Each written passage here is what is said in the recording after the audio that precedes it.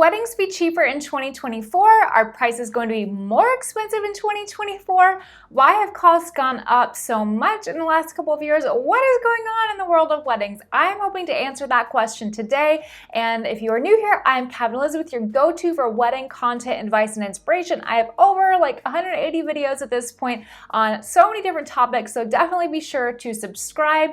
And if you have not already gotten my book, A Bride's Guide to a Picture Perfect Wedding, I have so many great resources in this book that teach you as a bride or a groom how to make the most out of your wedding plans and everything you need to know to ensure that you are giving your photographer the best possible canvas to work with so that you get those amazing photos.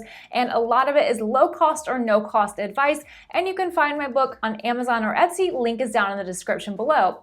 So first off, I just want to remind everybody that, of course, when you're having a wedding, you are hiring businesses to provide these products and services. And of course, at the end of the day, the whole purpose of a business is usually to make a profit. That's the whole reason most people want to go open a business, is to support themselves and make a profit. Anyways, I had the idea to create a survey and to give that survey link privately to as many wedding vendors as I could find to figure out what is really going on right now in terms of pricing, cost of wholesale costs for vendors, supply chain issues, all kinds of things in the midst of the crazy inflation that is going on in the world and the possibility of a recession, which we all know can definitely have an impact on the wedding world. So you can see we have a pretty nice representation, but 61 is a great number. And so the first question that I wanted to know so that we could really get at perhaps the root cause of some of the price increases that we've already seen is,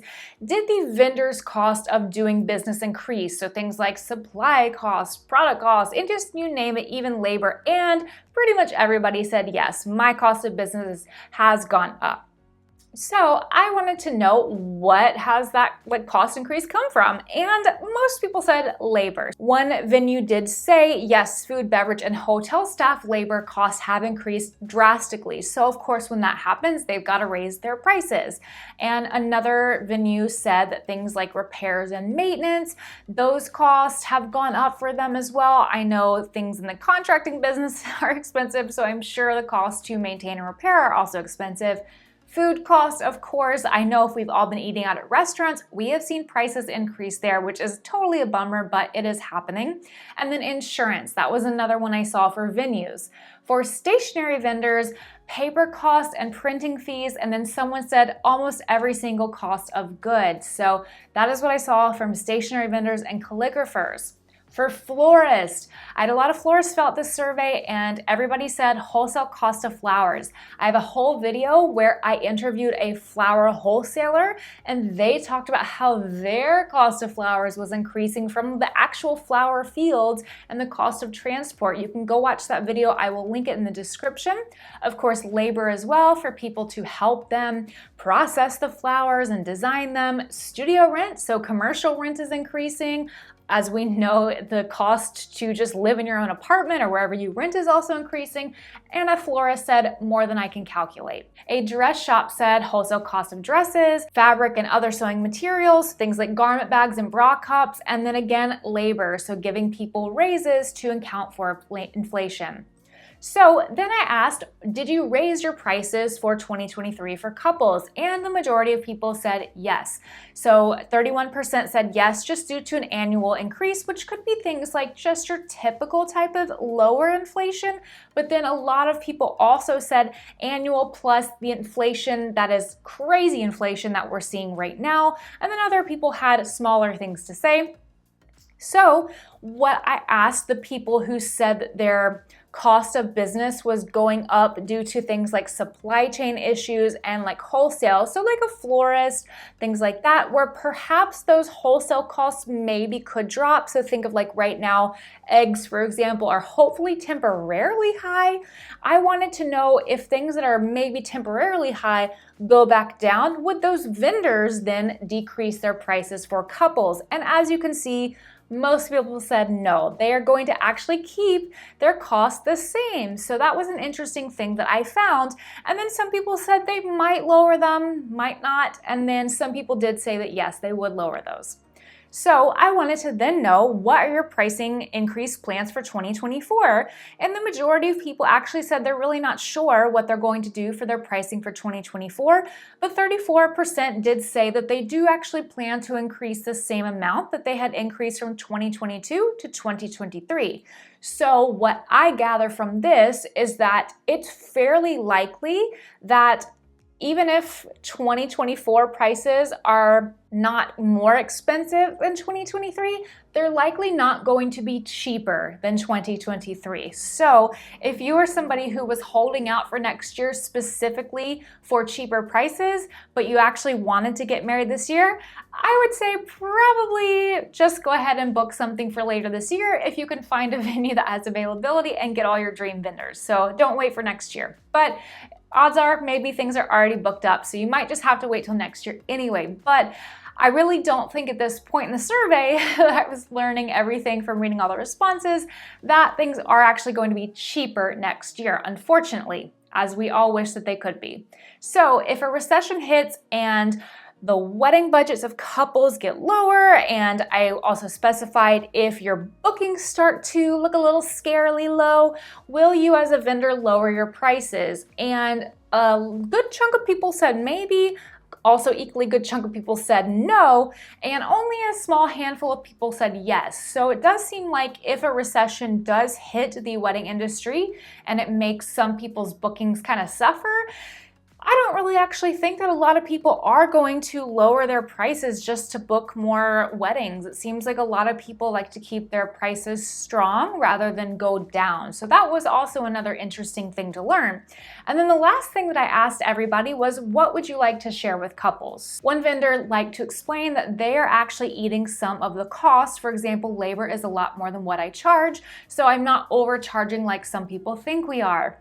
And then another person said everything is expensive nowadays due to inflation and raising prices. And then the best thing we can do is keep businesses going to avoid snowball effect on the potential economic downturn, and then spend within your budget. And that is a very important thing, spend within your budget. So sometimes on the internet and on social media, I will see things like, oh, weddings are a scam, like they're overcharging. And one thing I want to encourage you guys to think about is that there is a price point for everybody. So yes, you can find a florist who is charging a $10,000 minimum, but you can also find a florist who is charging a $1,500 minimum. And that's how a lot of things in the world work. You can find a fishing rod for $40, and you could probably find a fishing rod for $6,000. Do they both accomplish generally the same thing, i.e. providing you flowers at your wedding? Yes. One is going to be different in some ways than others, but it all comes down to what you value. You don't have to spend extra thousands of dollars on that product, but you can if you want to and you're able to. But I know we sometimes feel like perhaps it's unfair because it's tied to this emotional, wonderful milestone in our life. But at the end of the day, you are actually hiring people to provide services and products for your special day, but they are also providing those to support their life and also maybe other the lives of people who work for them. So again, just spend within your budget and find someone wonderful who can support your wedding in a price point that is comfortable for you. So somebody else said there are a ton of newer vendors that aren't charging what they should, which might be why luxury scaling seems so off. Book in the off season to help with labor costs and lack of staffing. That is a great piece of advice. Also, you could consider a Sunday wedding where minimums might be lower. Stop inviting 150 plus people when you can only truly afford 50. It's okay, we promise. Yes, it is okay. I talk about this a lot on my channel. One of the easiest ways to lower your cost is to cut some people off of your guest list. If you can cut out a full table or 2 tables, that is one easy way to have your cost lowered. All right, this is a long one. I'm not going to read the whole thing, but you can pause to read it. But essentially, this person is talking about how with COVID, there have basically been like 2 years of loans and backlog and everything to pay for. And The wedding industry is still recovering from COVID. Some of us could not work for a full year, and we were out like almost a full year of wages, which was really hard. A lot of people did have to close their doors. And then also right now, some people like florists, for example, where they're dealing with European markets where maybe flowers in Holland are growing and then rising market costs there are kind of snowballing over to here. We're dealing with that here because of global issues. So they bring up really interesting points because of those different things. So definitely read this one. It's a really interesting thing that they shared. Essentially, every aspect of our business, from cost of goods sold to rent and everything in between, has increased significantly. And I don't anticipate that correcting anytime soon. I have experienced pushback on this year's price increase, but I assure you it has only been to keep profit margins the same as in previous years, not to increase profitability, unfortunately. So they're saying that their profit margins are staying the same. They're not profiting more than they have previously. They're only increasing just to maintain the same profit as previous years. The minimum wage will not go down, and we want to pay our staff properly, which is so important. Everybody is always fighting for proper wages for everybody. So the huge inflation on goods has affected us, but the labor costs are the most difficult, followed by a rent increase of 12%. That's big. We are worried about how long we'll be able to sustain things and looking into pivoting into additional business areas to pick up the slack. We are not raising prices just because, or because we are trying to make a few extra dollars. We are all hurting and all feel the sting of inflation, and we can't stay in business if we don't increase prices accordingly. We are all struggling. And I've heard that from several people, that they are struggling. So not everybody is just rolling around in a pile of extra money. Just an interesting observation to hear this from real people whose beautiful products and services are putting out beautiful weddings. And then the last one, I really love this. Nothing stops love. And again, you can have a wedding for $1,000. You can have a wedding for $30,000, which is about the average cost of a US wedding, or you can have a wedding for $1 million. And all of those are beautiful in their own way. And again, you can find a vendor whose services meet the price point that you are okay with spending. You do not have to spend more than what you want to spend. Now, will you always get the caliber of work that you wanted in your head? Maybe not, but that's okay. You can sacrifice in certain areas to try to get the most of what you want in other areas.